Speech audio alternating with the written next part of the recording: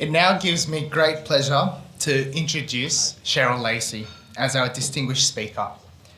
The Guild would sincerely like to thank Cheryl for taking the time and accepting our invitation to make the trip from Melbourne as our guest of honour. Cheryl Lacey is a mum, educationist, speaker and author, and highly respected in her approach to agitating for change in Australian education.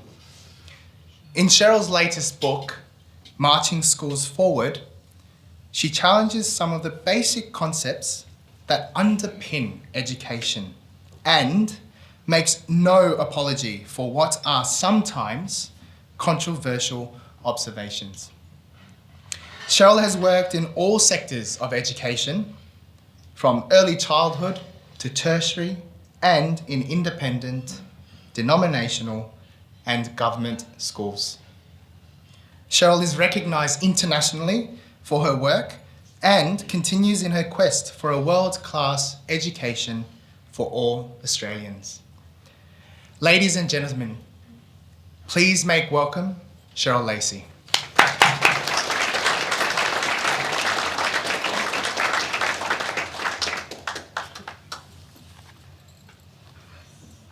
I have two questions for you. The first one is, what is the purpose of education? The second one, what is your philosophy of education?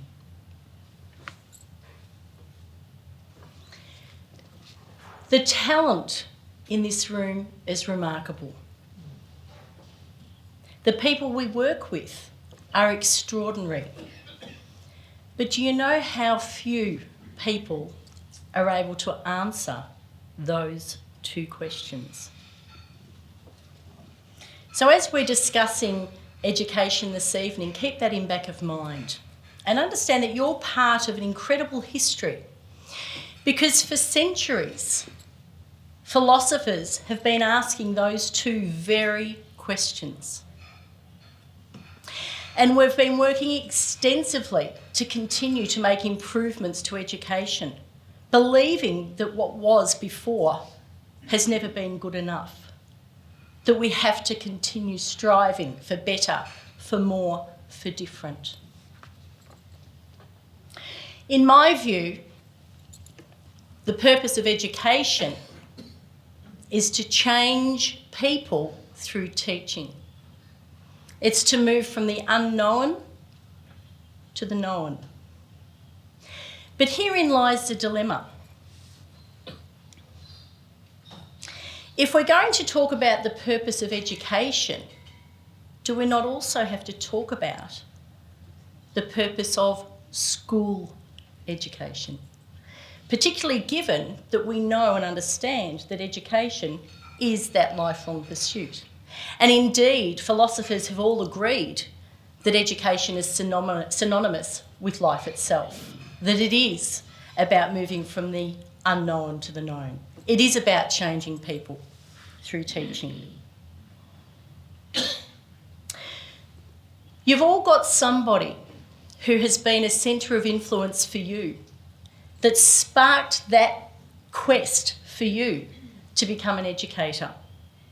I'm going to share with you the centre of influence for me and how understanding education and having the passion to want to understand it more started to evolve.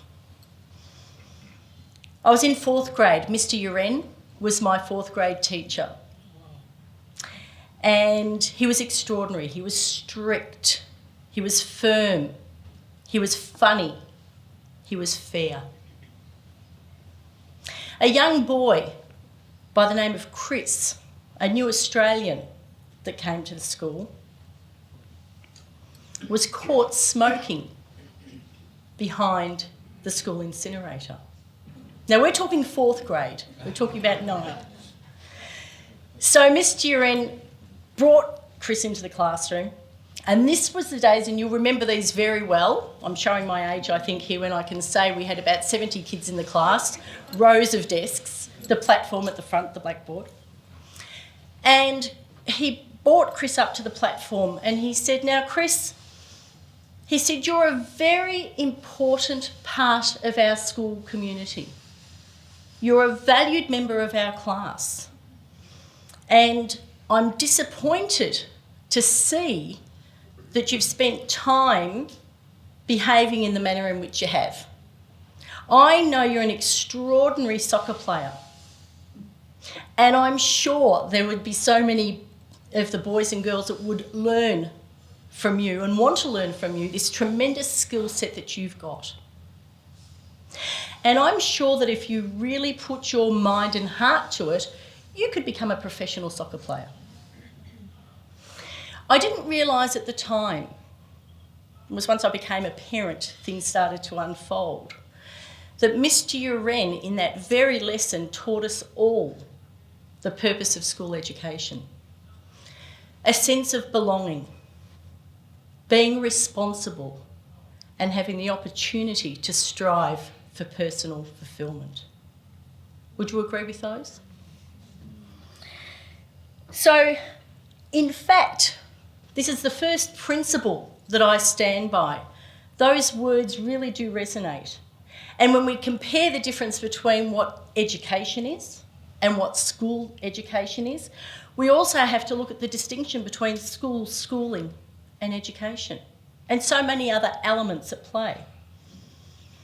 So for change to be possible, for us to get better, whatever that better is, the first principle I stand by is a shared language of agreement. If we can talk about belonging and responsibility, what do we mean by that? And do we all understand it? All great to have a common language. Our common language is English. All terrific to have a common understanding. But we must have common agreement if we're going to progress forward together. So that's principle number 1. I'm going to share 5 more with you this evening. My book has got 20 in it, but I won't go through all 20. So here I was, a 9-year-old, watching this incredible lesson, this incredible teacher, and that's when he nailed me. And I decided, yes, I was going to be an educator as well. I'd thought about it. I think all young kids do, young girls particularly back then. And I said, yep, that's exactly what I'm going to spend my life doing, educating. So fast forward many, many years, and I got through Teachers College that then became a university, of course, as we have them now. And jobs were scarce in Victoria. So I applied statewide to get a job immediately. I was so keen to start teaching. I was in fact a mature age student because now I'm going to admit something dreadful. My first teaching round, I failed. I was reading Enid Blyton and I got into big trouble. So I took a break and went off and experienced life a little bit before I went back as a mature age student. So here I was in Gippsland, all set to start this wonderful career. Walked in the door, had double major, all set to go, and I realised I wasn't ready. I did not know what to do. The reason being that I had what was called back then an integration child in my class, prep class, which we call inclusion today. This dear little soul was in a wheelchair, spina bifida, paralysed from the waist down, hearing impaired, sight impaired, wore a nappy, behaviour problems, and unable to feed himself. I was a generalist teacher. I came out of teacher training as a generalist. What was I going to do with this child? What was I going to do with the rest of the children whilst I was trying to deal with this child? I copped a terrible blow, didn't I? 6 months of working hard to get to know the system so that I could do what was right for this child what was right for me, what was right for the other 16 children in the country school, what was right for the families, and what was right for the community. It was a fast track into understanding bureaucracy, unionism, and the failings of a system on families. So that started this enormous journey to understand and start unpacking education. Surely it all wasn't like this. How could someone so keen not be so ready? What were we doing wrong? More importantly, why couldn't I help this child? So the second principle that I think about is diverse ability as a dignified currency. We wanted that boy in the class, but he did not belong there 5 days a week under my care because I didn't have the skill sets to do so fairly, responsibly, and with commitment. Diverse ability, a dignified currency.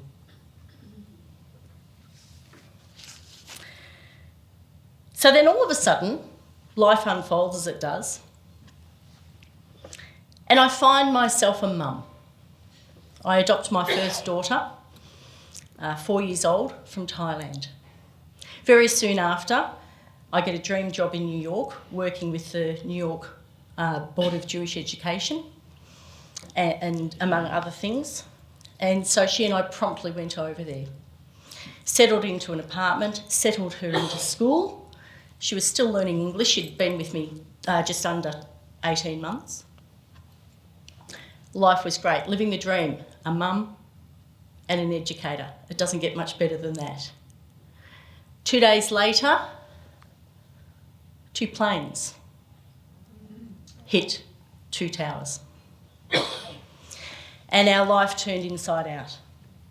So a year of watching wanted, missing signs everywhere, people crying in streets. I could go on forever, but that's not the purpose of the address tonight. Incredible experience, beyond words. But on that day when it happened, I was walking past the office and I heard another plane has hit at the towers. And that's when I found out. The news was not coming from locally. I was getting news then back from Australia. I was making phone calls to find out what was happening. My daughter was in the school about an hour and a half walk because everything shut down from where I was. I had 2 choices. Stay and be the honourable professional to work with the students and the leadership in that school to keep everybody safe because we didn't know what was happening, or flee and be with my daughter. One hell of a decision to make. I stayed. And it took me years to get over that mother guilt. I can't begin to tell you. But I had to trust that there were educators in the school that my daughter was at doing the same thing as me, making the same decision. And thankfully, they were. At the end of the day, it was about 6 p.m. by the time I managed to pick her up. And she said, "Oh, Mum, I thought you were gone. I thought I'd have to find a new mummy." So then you have to live with that one, don't you? So, principle number 3, what I learned from that, home is the first priority. Home. And what we do as educators and how we support that is critical. Now, this daughter of mine, I don't know whether it was the talk that I shared about, my life, what experiences she had, but she decided she'd follow in Mum's footsteps and become an educator. And she decided that she also wanted to do special ed. I was studying special ed when I for my BEd, but didn't continue that one. So she started hers. I'm not quite sure exactly the details here in New South Wales, so forgive me, I will be referencing Victoria here. But at the end of her 4-year university degree, Somra D would have come out, had she have completed her degree, with the ability to teach from foundation to year 10, and would be teaching in any subject area required and working with any child with any special need after 4 years. How does that work? Where is the responsibility in that? Where is the fairness? We talk about personal fulfilment, striving for personal fulfilment. That's what we're wanting in our children. Do we have it for ourselves as educators? How does that work? To get a certificate to teach is not the same as being able to. More importantly, a certificate to teach really is about having the opportunity to choose what it is that you love to be fulfilled. Are you going to focus on the craft that students need, the skills that students need, the trade that some students need, or the profession? There are 4 fundamental areas of education. That's it. Craft, skill, trade, profession. There's got to be something connected with all of us here and what happens in education for us all to deliver so that those things can evolve, so that fulfilment can take place further down the track. There must be fundamentals, don't you agree? And also, if we're going to look at those and we're going to provide passion and enthusiasm and a love of learning for our students, surely this generalist course that my daughter was going to do isn't enough. 30 years after, I realised mine wasn't, and we're still churning it out. So maybe what we need is some diversity. We've got teacher shortages at the moment. Common schools were popular many years ago, decades ago, where schooling was an apprenticeship and you'd be confirmed employment at that school once you had completed your degree. Wouldn't it be lovely to see those back? And I think New South Wales is talking about it at the moment. What about the specialism? What about having the opportunity to say, you know what, I love working with 5-year-olds, so I'm going to learn all I can about early childhood development to the age of 5, and that's going to be my specialism. And you get to hang your hat on that as a professional. You get to ask the price, call the shots for your worth, because you've specialised. Or it could be a subject area that you specialise in. We've got, 30-40% of teachers currently teaching out of field. What's all that about? Why aren't we jumping up and down saying, I'm better than that? This is my passion, this is my talent, this is what I want for me, for my students as well. Teach for Australia has been phenomenal. What about a 3-month express certificate, if you will, from professionals coming into the field to teach, bringing decades of experience and expertise in their chosen vocation and sharing that and imparting that with teenagers? Another possible certification.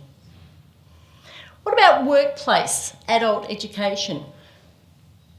Our migrants coming in, having to learn so much, but learning in the workplace, as opposed to just relying on school education finishing at the age of 16, 17.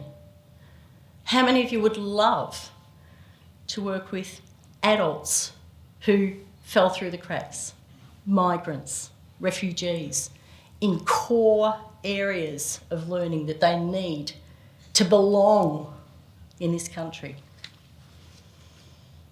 And then, of course, we've got our mature age. Our wonderful, wonderful 55 plus, I'm there too now, that have got a wealth of life experience to offer. So why are we focusing on our 18-year-olds coming through the door with a generalist qualification who then leave us in 5 years? Don't we value and respect our profession more? So principle number 4, diversify teacher quality. Now, I've bored you a little bit about my oldest daughter and time in New York and things like that, but I also have a younger daughter whom I adopted out of Hong Kong when she was 1 year old. And she came from a special needs inter-country adoption facility. Her special needs were that she was born premature, her biological parents were 14, and they were drug addicts. So we weren't sure what life would bring with this special needs child. But guess what? She turned out to be gifted. Until she got an injury, she was working towards the 2020 Tokyo Olympics in gymnastics. As I said, an injury stopped that journey. But the fascinating thing about that was when she was at her peak, she was training 30 hours a week, plus she was expected to fulfil her full-time school academic load. Do we not care for our gifted and talented students? Do we not want to invest more in that? Likewise, your gifts and talents. Imagine how far you could go if we invested in you, and then that philosophy then rolled over to invest in students with gifts and talented. Why is our measure so focused on deficit? Why is there financial reward for less? Why is it not more balanced? Why aren't we doing anything about it? More interestingly, watching Ting was all about watching discipline. And I question sometimes our own discipline as educators. And forgive me for some of the things I might share just now. But we've got 9,500 schools in this country that are closed for 12 weeks of the year. Why is that? We have a teacher shortage, but we're going to spend 4 years training more teachers to fill up that gap when we can spread our talent across 52 weeks of the year. Why aren't we doing that?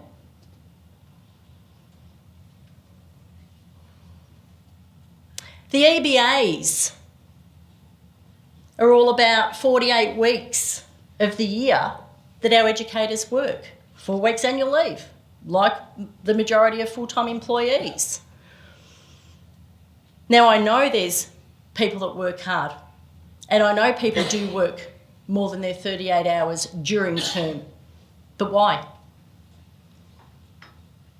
Why? It's an occupational health and safety issue, is it not? And we allow it to continue. And if I could be so bold, is it because if we add up this extra time that we're all working, we get to 55 hours, and if we calculate all of that, guess what that does? Is it gives 8 weeks when children are not in attendance, when educators don't have to be, the opportunity not to be in attendance either. So what we have is this dedication of educators, and some, we know, like in all industries, who are not so dedicated. Where's the fairness in that? And how do we maximise the opportunities of all of those buildings? When we talk about, the first principle I talked about was a shared language of agreement. When we hear words like we're investing in schools, my ears are ringing with, that's exactly right, you're investing in bricks and mortar. You're not investing in schooling or education. We're investing in schools. Surely we're better than that. So if we start to honour discipline, perhaps more freedom will flow. That's principle number 5. Now, there are so many things that we could talk about what's right, wrong, what's indifferent about education. We know there is tremendous talent. We also know, like in every industry, there's not so good talent in some people, which stay in the industry, granted. We've looked at a number of other issues too, but if we continue to look at the surface, as we do often with curriculum, and changes to curriculum and changes to this and changes to that, assessment, that plan, do we have it, do we not? What else is there? Personalised learning, individual learning plans, and so on, the list goes on. Aren't they just band-aids? Why aren't we getting to the nub of the issue? And in my mind, the nub of the issue is this. In 1872 in Victoria, the Education Act was 6 pages long. It had in it the agreed curriculum of a standard that students had to achieve, and it could be done at home or at school. So they did not have to attend school, a school building, if that same standard could be achieved elsewhere. So it had me wonder. We talk about compulsory school education, but is it? If kids could stay home then and we have homeschooling today, is it compulsory? The fact of the matter is it's not. School attendance is not compulsory. You wouldn't be able to expel your students if it was compulsory. School enrolment is compulsory. And this comes back to that language of agreement. School enrolment is compulsory because that's how the money flows.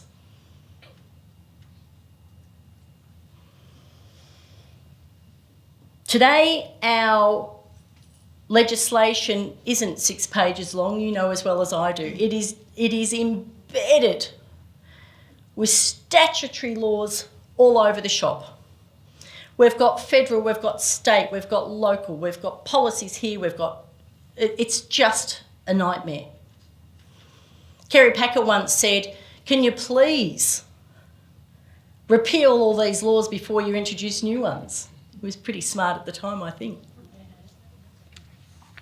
But what is fair to say, back prior to us becoming a Commonwealth, was that free, compulsory, secular education was the intention. And the intention of that was because communities built their school houses. They were schools from Monday to Friday, and they had Sabbath, Saturday, and prayer on Sunday. They were community hubs, invested in by the community. And for those children, pupils, which is indeed orphans, who didn't have parents to care about them, the community rallied around to ensure that they had the freedom to be educated So it's not free, no cost. Parents were paying for this and propping up the expenses of these other children. It's never been free of charge, ever. But we talk about free, compulsory and secular.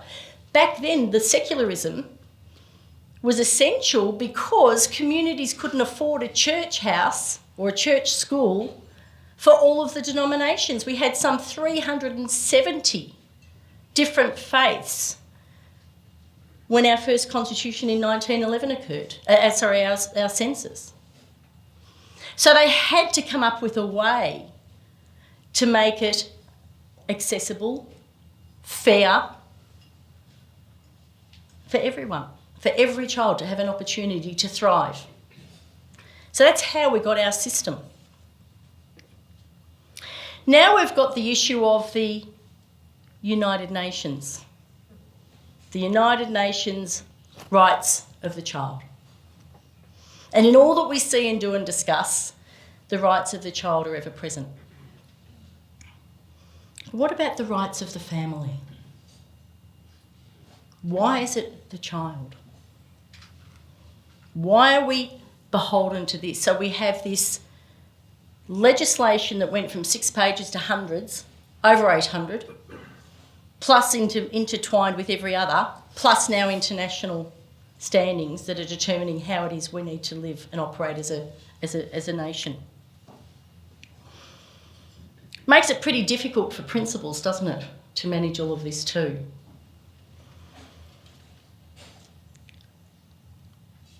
My younger brother, went through a very difficult period about 10 years ago, speaking of families. I'm not sure if you've heard the term parental alienation. Are you familiar with that term? I've just completed the first post-grad in parental alienation in the world. Finished that a couple of weeks ago. Parental alienation, for those of you that are not familiar, it's when one parent blackmails and poisons the children against the other. High conflict, complex family matters. Now, because of the UNCRC and because of so much legislation, my brother didn't have a hope in hell. The stories that he was told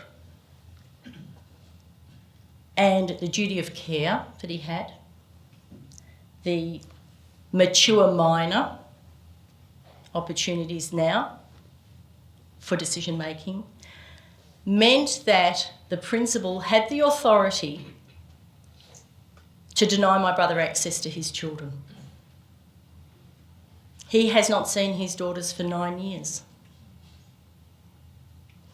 So I ask you, when we talk about children, are we talking about children or students when we're talking about them as part of a family unit? And what does that mean for all of us as educators and principals in particular? You cannot and should not be expected to have it all, know it all, be it all when it comes to family life, children and students. Surely we can separate the requirements of a good functioning education system and have an educational leader, a CEO, a family liaison CEO, and an administrative CEO, perhaps shared across campuses, a whole raft of things, so that if there is a family issue at play, it doesn't move across and jump in to the academic element. Sometimes school is the best place for these children from complex family issues. 500,000 families a year are affected by this. That's a lot of kids in your schools.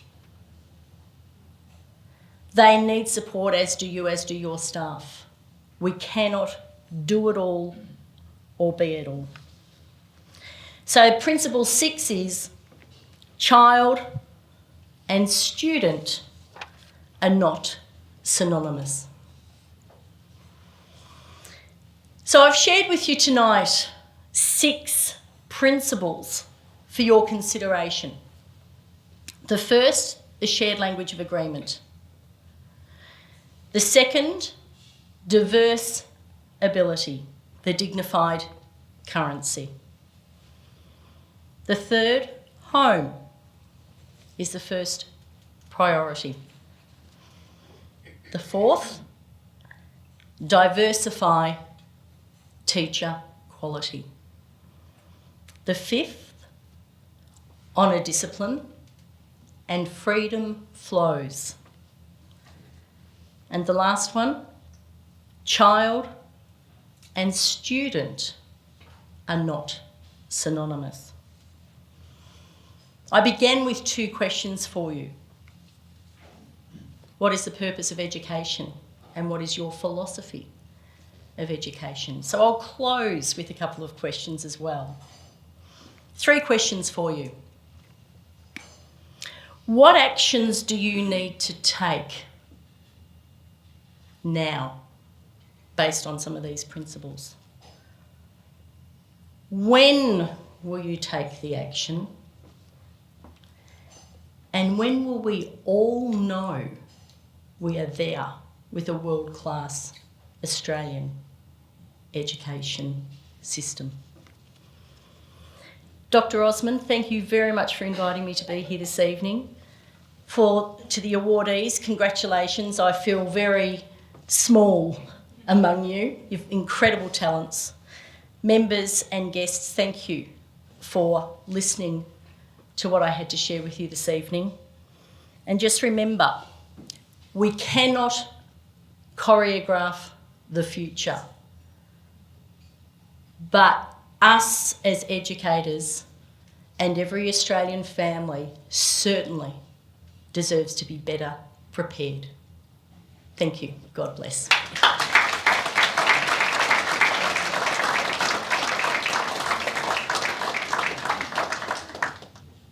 I would now like to introduce you to Dr. Helen Hughes, life member of the Teachers Guild of New South Wales, to do the vote of thanks for Cheryl Lacey.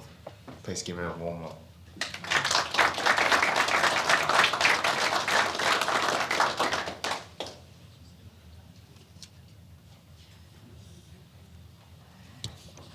Cheryl, thank you for what has been a thought-provoking and challenging presentation. With the questions and comments you fielded, I think it's evidence of this. So thank you very, very much indeed. Pardon me. When I was reading through your CV before this evening and finding about so much that you've done and the diverse range of experiences that you've had, I thought one couldn't be better placed to develop a perspective on education and the background that you've come from. And also, too, the fact that you've worked with all age groups and, through different systems of education as well.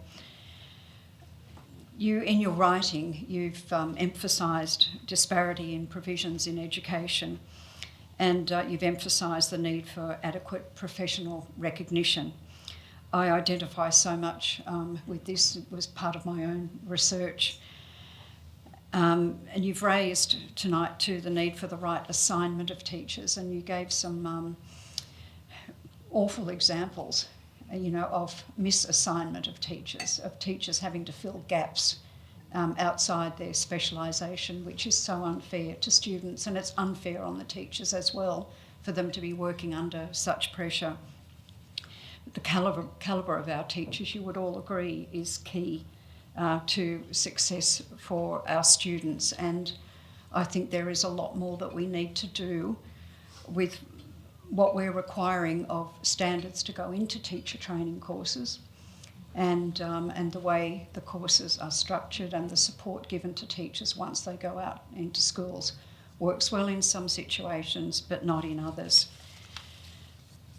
I appreciated your prompting us to think deeply about what we think is the purpose of education and what is our philosophy of education. Many of us have grilled over this over time, with applications for positions of having to come up with our statement of philosophy and really having to think about it. And it's not easy. It's not easy to pin down. But you've raised the need for more common understanding about what education is about for our young people. And you've emphasised also the need for diversification and more differentiation in learning provisions. The question about gifted and talented provisions has come up in relation to this in particular. There is the challenge of teacher standards and teacher training for us still as a country. It is amazing that international comparisons have been raised for decades, and we still keep debating these matters, and we don't find all of the right solutions to move forward so that there is more equity in our educational provisions. So on behalf of everyone, thank you very, very much. Thank you for your publications. All the very best with the writing that you're busy with at the moment. We'll look forward to the next edition. And there are a few copies, I believe, available. There are 3 copies left this evening, if you'd like to talk to Cheryl about this, but there's certainly the other methods of ordering your books as well. So would you please join with me in thanking Cheryl?